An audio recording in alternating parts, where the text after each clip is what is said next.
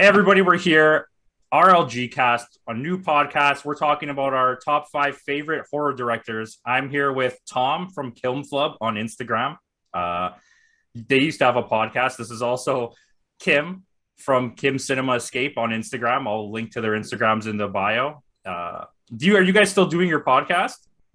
We will be kicking it back off again at some point. Yeah, at some point. But it's been about a year break.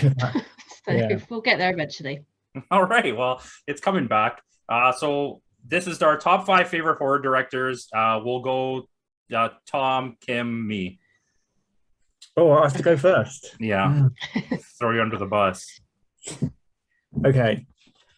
Top 5 in no particular order, yeah, because I haven't done it. That's fine. That's fine. It was too difficult in order, and I also struggled on my 5th one, so I've just kind of got a list for the 5th ones. But so number 1 is James Wan, Jimmy W. Mainly because I love The Conjuring. It's the best horror universe in cinema. I genuinely think The Conjuring is the scariest horror movie ever made. It is. It's fantastic. But more recently, the work he did at Malignant, which was just ridiculously good. As I said, I think we discussed this before, didn't we, Kim? But I don't know how he got that made. As I say, I think he got his rite of passage and his he did his big budget stuff. He did all those, say, The Conjuring and all that kind of stuff. But Malignant was really, I think, his passion project, and is probably up there with my favourite films of the last 5 or 6 years. It's really good. So yeah, that's my number 1. I don't know how. So that's the top one. So we're doing top to bottom then, shall we? He's just my number 1. I had to talk about it first because he's my number 1. He has no order, so you can do it however you want. Yeah. I mean, if I had to assign an order, he would be first place. But the rest of them are out of order. But yeah, so James Wan, number 1. Any thoughts on that? You gonna critique me?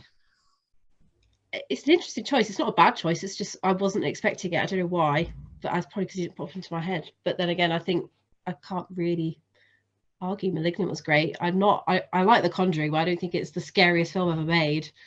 But it's not a bad film. I enjoy it. So name a scarier movie than The Conjuring. I'll wait. Possum. That's not scary. That's just gross. It terrified me. So there you go. Different things scare different people. I don't know. I've also never seen Possum. I just made that up. It is.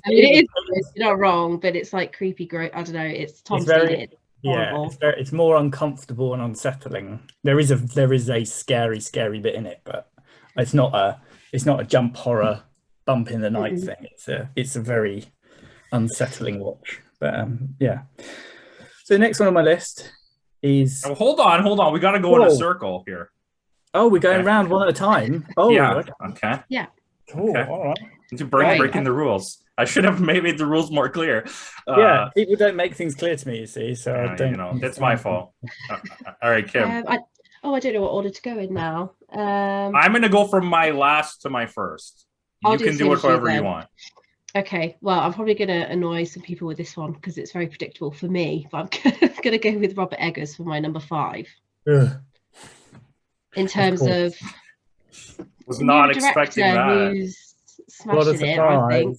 So I just think he's not really had a bad film yet. I know The Northman's not really horror, but The Witch and The Lighthouse are great, and I think Nosferatu coming.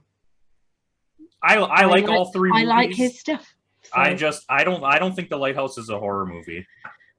I understand that it has like elements, but listen, he's gonna become just a horror director. I think that's what he's leaning into. He's very good at that. So yeah, he's just so meticulous, and I think I can't. Even if you don't like his films, I think you need to appreciate the effort he goes into with this stuff. The movies are great. So, but yeah, I love him. Everyone knows I love him. He's like my honorary husband. So there we go. Does he know that? He'll know someday. All right, we'll send him a letter. Okay, so I'm going to go from my last place to my first place on my top 5. Well, top 5, so they're all my favorite. I actually picked James Wan. So I was gonna say controversial, but I guess not. I think that sure he might have some not the best movies, and he also has left the horror genre at times, but he knows better what to do with horror than like almost anyone who's working today. And it's maybe from just studying all the old style movies, because Malignant totally has like the vibes of like a goofy 80s horror movie while still also having like actual modern horror elements. I thought that's really good. But The Conjuring, he rarely misses with his horror. Even when the movie's not good, the horror elements still work. And yeah, that's my number 5. Cool. Interesting. I didn't expect either of you to pick James Wan. I don't know why. Well, the rest of my list is really basic bitch. So yeah, mine's all a bit basic, to be honest. So I'll do my next one then. So my next one is good old Johnny C. So John Carpenter. Mainly for me for The Thing, just because that shit me up when I was a kid. That was proper. Like when seeing that for the first time, yeah, I mean, practical effects top notch. Just in terms of the, you don't know who the bad guy is. The suspense of it, loved it. Of course, there's a Halloween franchise that a lot of people know him for, which is obviously iconic. But yeah, and also The Fog, because that's on the top of my list of horrors. But yeah, so John Carpenter. It's a good choice. It is. He is in my list somewhere, but not the next one. My next one is Dario Argento. Yes. Yeah, I think not all of his films are great, but the ones that are amazing. Deep Red is my favorite. Oh, actually, no, Tenebrae is my favorite, but I've seen Deep Red the most, and that is up there as well. I think that's his best film, and obviously Suspiria as well. I think he's kind of the what's the word? He's like the most famous giallo director, really, isn't he? So his style is very iconic, and I like the kind of over the top gore and effects and stuff that go into his films and his style. So yeah, I think he's got a lot of hits. I think it was Inferno, Phenomena, and Bird with Crystal Plumage as well. So yeah, he had to go in. All right, that's also a good choice. Both of those may or may not be somewhere. My number 4, I have Sam Raimi. I wanted to put him higher because, in all honesty, Evil Dead 2 is arguably my favorite horror movie, even though Evil Dead 1 is more of a horror movie. But I think my favorite subgenre is horror comedy of any film, like type. I really like how you can balance comedy and horror in a movie. But he does it really well. I know he doesn't have that many actual horror movies, even though he's known for being a horror director, which is why he's lower on my list. But I really like his style. He's all his own. There's nothing that he's doing that is trying to be like somebody else. And he's influenced so many people that have come after him. Then I think he just belongs on my list. Yeah, he was one of my he's in my cloud of others. So yeah, he was up there for me. All right, Tom, throw another one. Right. So this one, more so for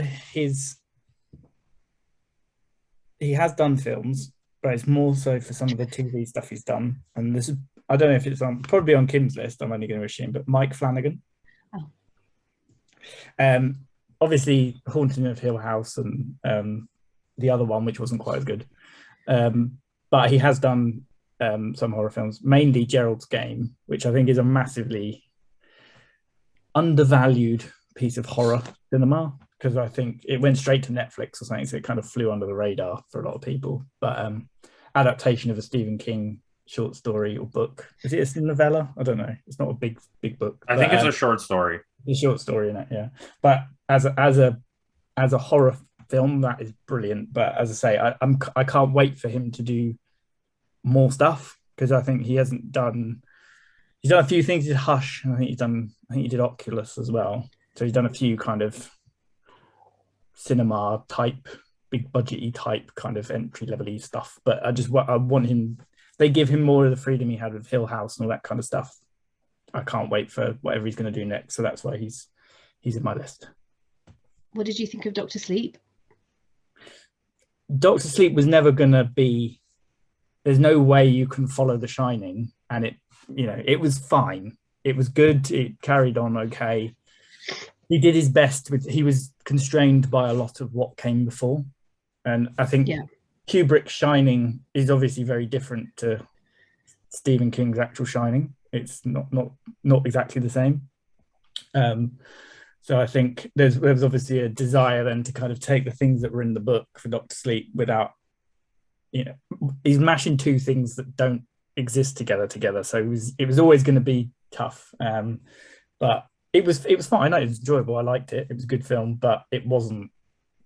I think that was, I think he does a lot better in the stuff where he gets a bit more free reign. They spent a lot of time in Dr. Sleep trying to correct the course of The Shining because Stephen King obviously doesn't like The Shining.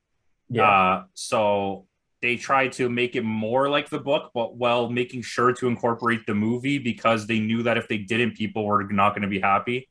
Exactly. But Stephen King's an idiot because The Shining is very good. It's probably better than his book. Miles better than his own adaptation. Oh yeah, well, I don't want to talk about that. That's a train wreck. Right, is it my go now? Yep. I'm probably going to butcher her name because I'm rubbish with French accents. But my number 3 is Julia Ducournau. Is that how you say it? I'll accept Raw in Titan, which again I'm probably not saying it right, but again a newer director, but both those films for me are 5 stars, so I couldn't not have her in the list. And I love how she uses a lot of body horror in her films, but they have a lot of deeper themes without it being too kind of on the nose and just crazy films. I like anything that goes a bit wild, so both of them tick those boxes for me. So yeah, I couldn't leave her off. Guys know how much I love both of them. I always bang on about them, so yeah. She's definitely going to make a lot more good movies, so yeah, we're waiting for those. Okay, I guess go. Yeah, sorry. I was going to say, well, Titan's only just come out, hasn't it? And that won the Grand Jury Prize, didn't it? What did it win at Cannes? It was the top prize, wasn't it? So if she, she has to make more stuff. There's no way people can ignore her, can they? So it will come. I'm looking forward to it.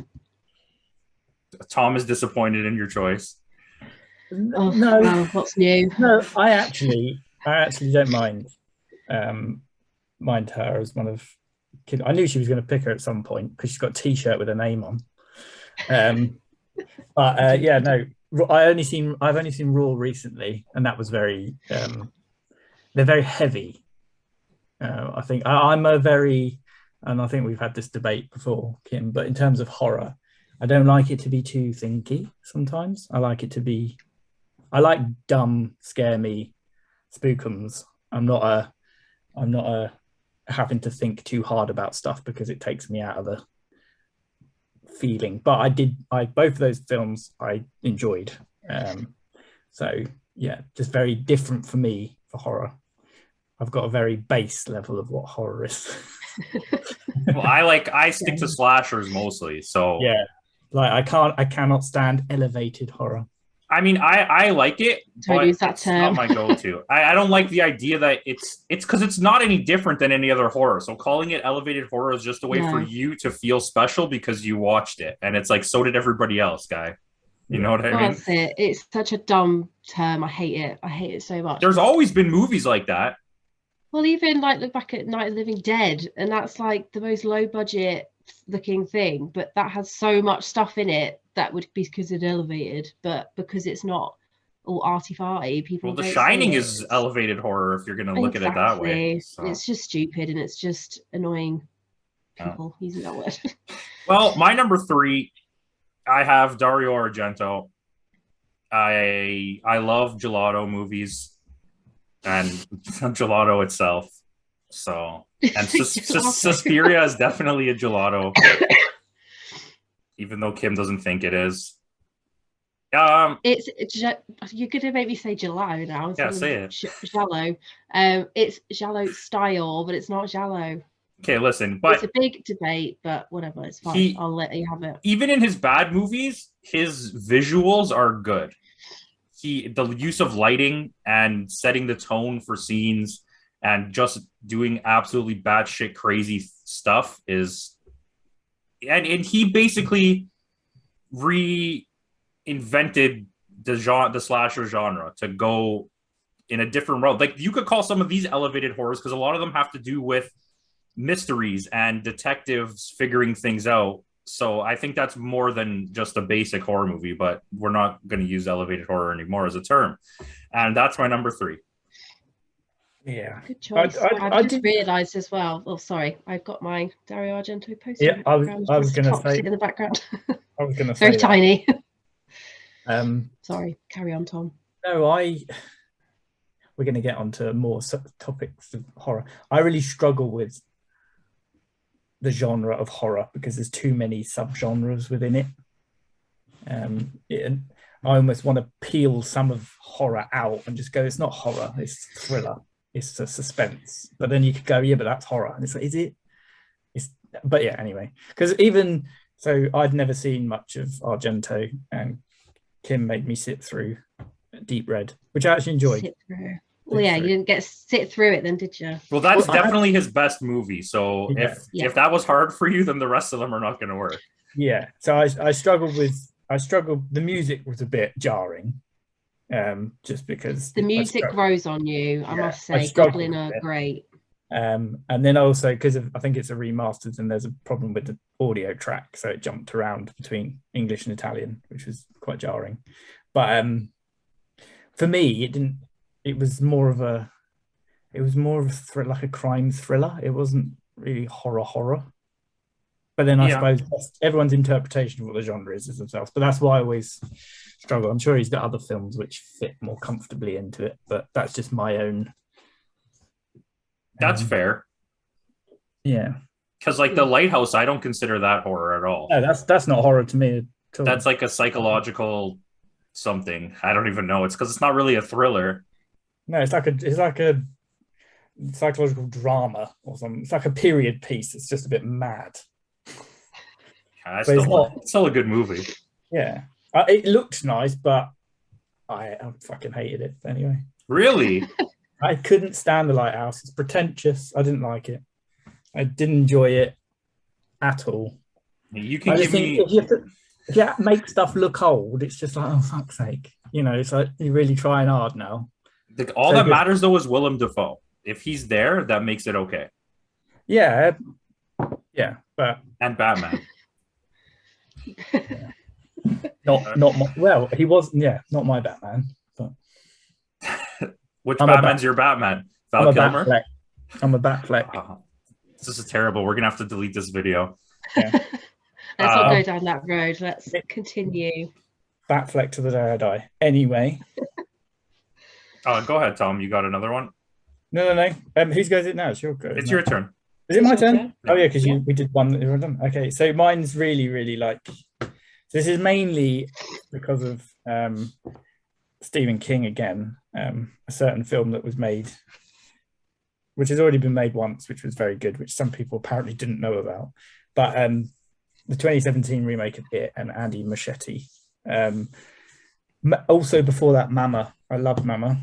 Not many people liked it. It's a pretty good movie. I loved it. I thought it was pretty good. And I like how he handles stuff. Didn't quite enjoy It Chapter 2 as much as the first one, but I think again it was weighed down by how successful the first one was. But I just like his aesthetic, and I like his scares and how he handles things. So I'm looking forward to whatever stuff he does in the future. But yeah, he's kind of in my one to watch list because I think he'll have some more. I think so. Yeah, he's not done, I guess, a lot, has he? He's done a lot of stuff with Del Toro, hasn't he? Kind of alongside, but I really like him. I just find some of the CGI he uses a bit jarring. It kind of makes it a bit less scary, but I love it and I love Mama, so I don't know. I can't really. In the first It, I think the CGI works. It's in the second one. The second movie is like, but even in the original series or the miniseries, the part with the adults is by far worse than the part with the kids. And it even in the book, if you read the book, the adult section is not even close to as good as what happens with the kids. So it makes sense, but it comes off a bit jarring in the second movie. It's very cartoonish in the way that Pennywise is, and it's hard to replace Tim Curry. I'm just going to be honest. Yeah. But I he think was Bill good. Skarsgård did a great job. It was different enough that it worked, but Tim Curry's Tim Curry, so I mean, you can't try and replicate it, can you? But I love the first one as well, so I can't argue at all. My next one is John Carpenter, for the same reasons Tom said. I'm going to throw in, I'm surprised you didn't say it, to be honest, but Christine, another Stephen King one, but I remember watching that when I was really young, and it's just one of them that I've always loved growing up, and kind of remembered it being worse than it was, but rewatched it and I was like, actually, this is great. And then also Prince of Darkness and In the Mouth of Madness as well. They're not as strong, but they're still good. And I can't remember his name now. My mind has gone blank, but the guy who's in Halloween, the doctor who is in Prince of Darkness. What's his name? I know it's the bald guy. My mind's gone blank. But Donald anyway, yeah. Pleasant? Yeah, that's it. I was thinking Donald, but then all I had in my head was Sutherland. I was like, it was definitely that's him, why so. I didn't want to say Donald Sutherland. But yeah, so they're great as well, and obviously he's done a lot of other kind of non-horror stuff, which are a bit, I don't know, just general cult thriller action films, which are great, but his horror stuff is great too, and I've still got a few I need to see, so working my way through. He's got so many films. So yeah, he is a favorite. Well, my number 2 is John Carpenter, mostly for The Thing. I genuinely think The Thing is his best movie.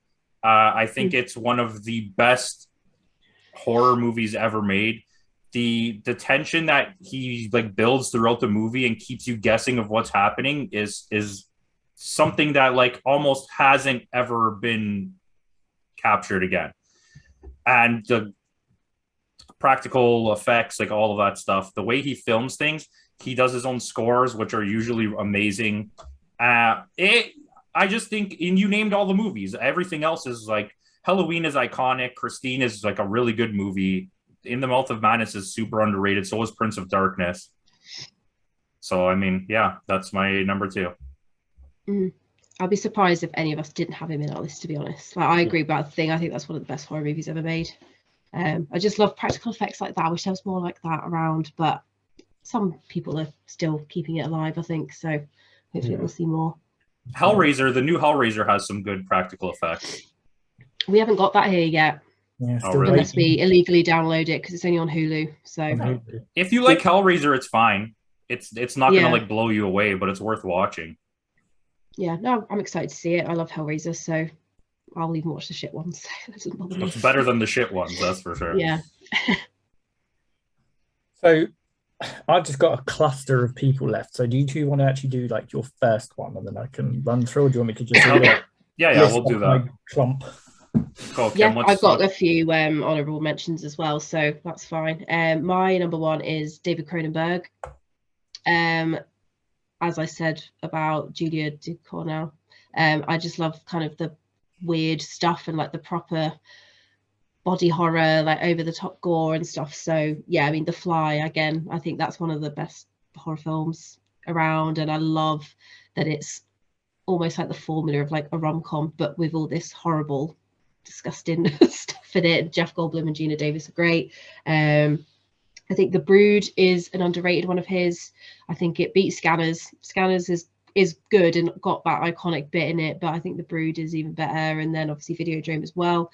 And I saw Crimes of the Future recently, which was an interesting one.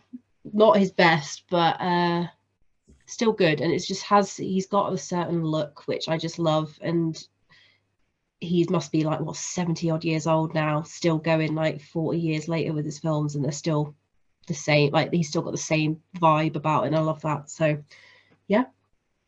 Well, Canadian, so that makes him better. He's 79. 70. His son is also making movies, and he has a pretty good style too. He just needs to like hone I it loved in. Possessor. Yeah, Possessor was great. There you go. Okay, well, my number one is not controversial. It's Wes Craven, and I think he spent almost his entire career only making horror movies. So I think you gotta have a little nod just towards that. He took the slasher genre, which was dying in the 80s, and brought it back with Nightmare on Elm Street, introducing one of the most iconic characters, probably the most interesting character, like killer in a horror franchise. Then he said, fuck you, he left, and then he came back and made New Nightmare and was like, I'm going to reinvigorate this whole franchise again, and I'm going to turn the whole genre on its head. And then he came back again with Scream, and like we got this whole new wave of slasher movies that has been going on since then. It's not so much whether or not you think his movies are good, it's what he did for the genre. For me, has to have him there. And Scream is my favorite horror franchise. I love slashers, and I think the meta-ness of it and the comedy, there's so much comedy in Scream that a lot of people don't even notice because they're so focused on it being a horror movie that I think it just really works. And yeah, he knows how to keep characters alive so that it makes you want to watch the next movie. No, that's my number one.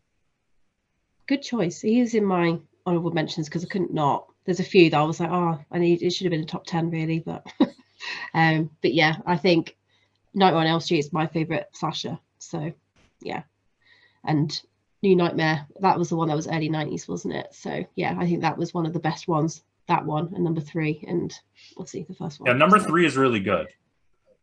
Yeah, especially after number 2, which now is gaining this popularity just because of its gay undertones, and people are like, oh, it's so smart how they did that, but the movie still sucks.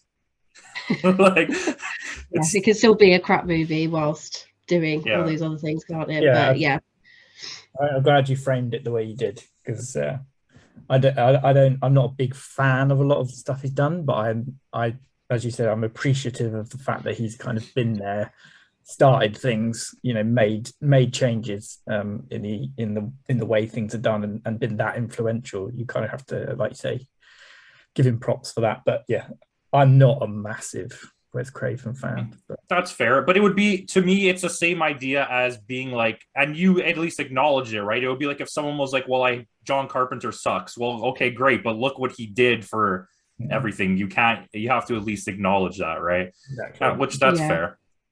No, I agree. I also had Sam Raimi in my honorable mentions that you said earlier as well, because again, same reason. I love the Evil Dead stuff, and yeah, again, if I had a top 10, he would have been in there. Yeah, he's very unique. Yeah, I've got David Cronenberg, Sam Raimi. I also had Jennifer Kent, just because the Babadook was. I mean, that's a good movie. Apart from the kid, who's really. So really I'll just throw this out there, and if you happen to see this, congratulations. But I'm in a 31 Days of Horror challenge on Instagram, and one of the prompts was a horror movie that's not scary, and the person chose The Babadook, and I was like, "Are you crazy? Like, what is not scary about this movie to you? Even if you remove The Babadook, just the breaking down of her character and going absolutely insane is enough for me to call it scary, because it's very realistic, and that kid is horrible. Wow. Horrible. I made up a word. It's actually exhausting to watch. It is. It's actually tiring, and it's frustrating, and it gets you right.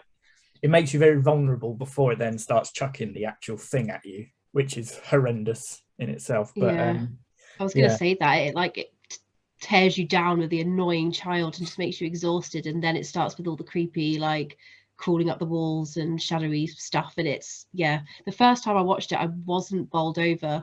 But then when I rewatched it again, it literally jumped from being like a 7 out of 10 to like a 9 out of 10. Like it's so good. And then we watched it, didn't we, Tom? And that was the first time you saw it, and it's so good. And also, I know it's not strictly a horror movie, but The Nightingale, I mean, it's got one of the most horrific things I've ever seen in a film in it, so I guess it is a horror film. It's great, but it is a hard watch. Have you guys seen it? I started watching it and I stopped because I couldn't get into it. How far did you get in? I don't fucking remember. I don't remember it at all. Did you see the first half? I'm not going to say it. I'm just saying, did you see like the big thing that happens in like the first half? Probably. Hour or so? Honestly, I do not remember it at all. I remember Jerome kept telling me I had to watch it. So I put it on and I started watching it. I zoned out and I was like, yeah, I'm not. If I'm not planning on reviewing something, I usually won't watch it at all. I imagine you probably didn't get that far into it because it is legitimately one of the most horrific things I've ever seen on film. Okay, well, maybe I'm going to have to go back and watch it. It is horrible, and especially as a woman, it's not nice.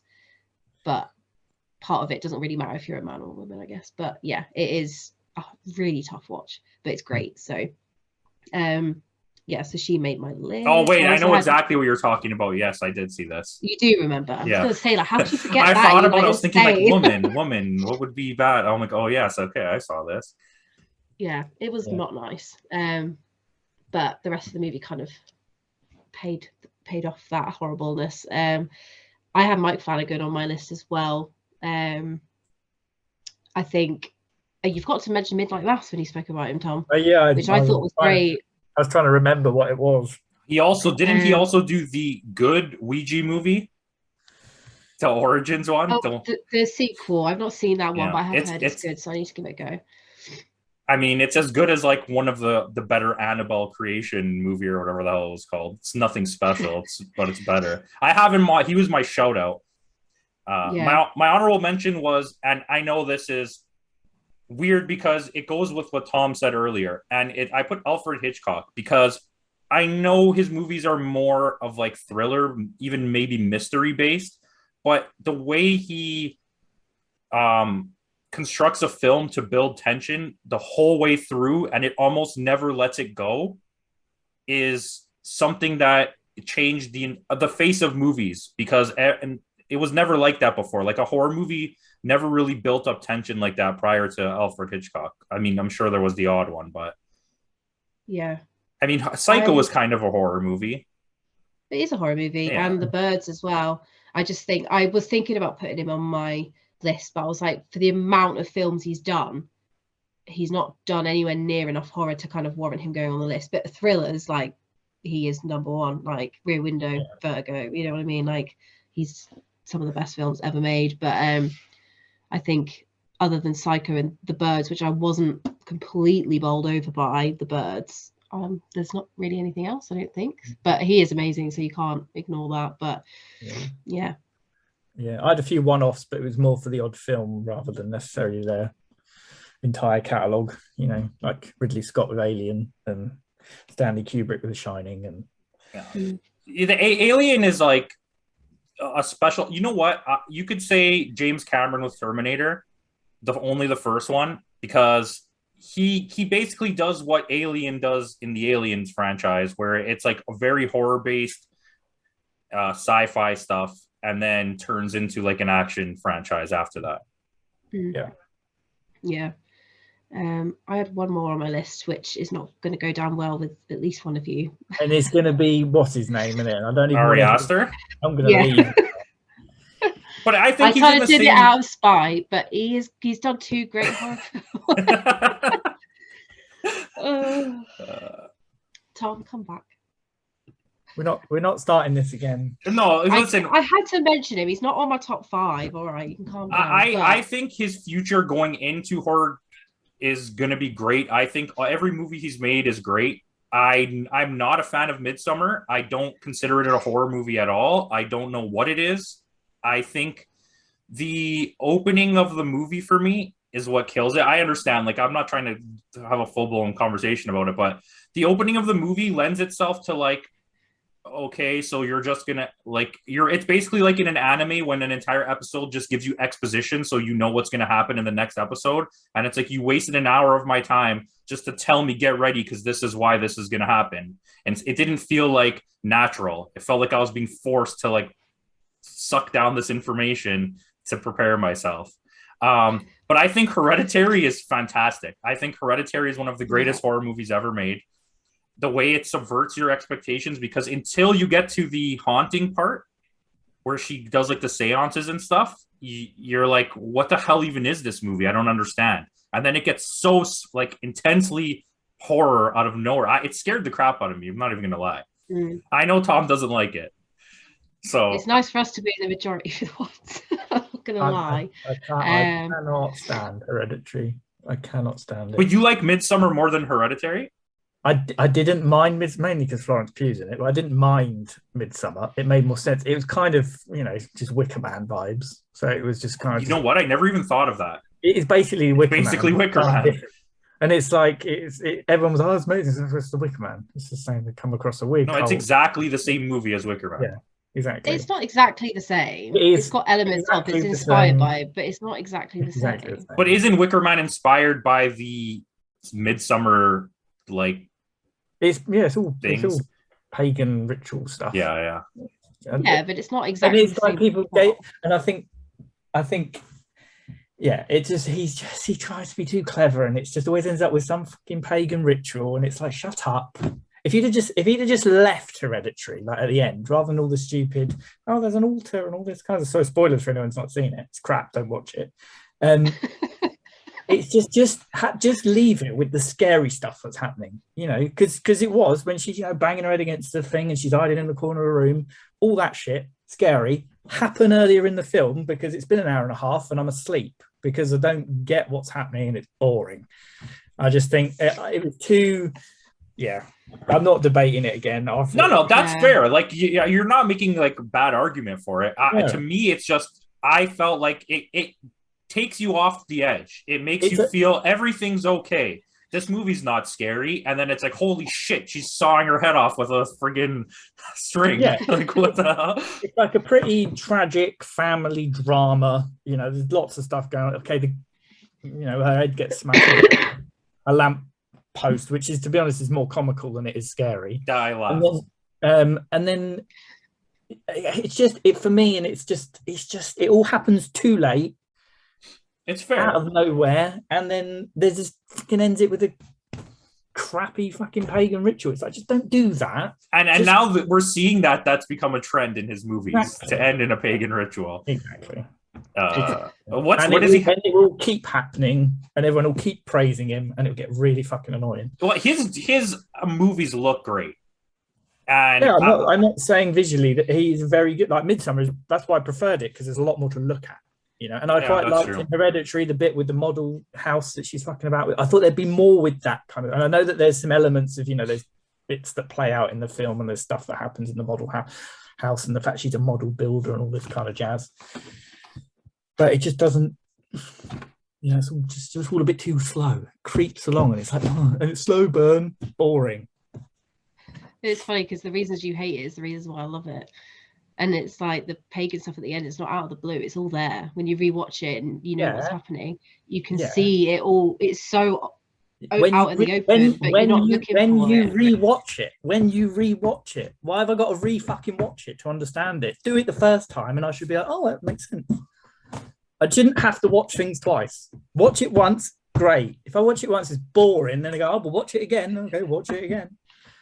We're not having this debate again. This is our first, basically, like what started our podcast off, because we had a debate about this and we didn't come to any conclusion. Well, I know this because I debated with you about how Tom was crazy about not liking Hereditary for a long time. I just didn't want to accept that you didn't like it. It never changed my mind. So no, but your argument is actually the things that you don't like about it make sense. I do like a lot of that stuff, but I can see why somebody wouldn't. And because I see it in Midsommar, I don't like a lot of that same stuff as the way it goes in Midsommar. Yeah, exactly. I mean, that's the thing. It's a How long is it? I'm just going to have a look. You might know how long it is, Kim, in terms of runtime. Which one? Hereditary.